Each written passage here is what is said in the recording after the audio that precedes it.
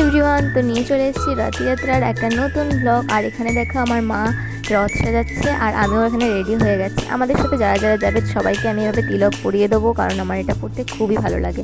আর এদিকে আমাদের ভুলুটাও রথ দেখতে চলে এসেছে, দেখো কেমনভাবে দেখছে। আর হঠাৎ বিল্লুকে দেখে ওর মাথা পাগল হয়ে গেল, ওর পিছনে ছুটতে লাগলো। আর এখানে সবাই দেখো কাজ করছে, আমার বোনও জলের বোতল নিয়ে আসছে রথে ঘুরতে হবে বলে। আর এই যে আমার ফ্রেন্ড সব থেকে লেট আসে প্রত্যেকবারই। তো যাই হোক আমরা রথ নিয়ে বেরোলাম। তো প্রত্যেকবারের মতন এবারও আমার ঠিক করা ছিল যে আমাদের রথটা ঘুরিয়ে এনে আমি যাব মায়ের সাথে মেলা দেখতে।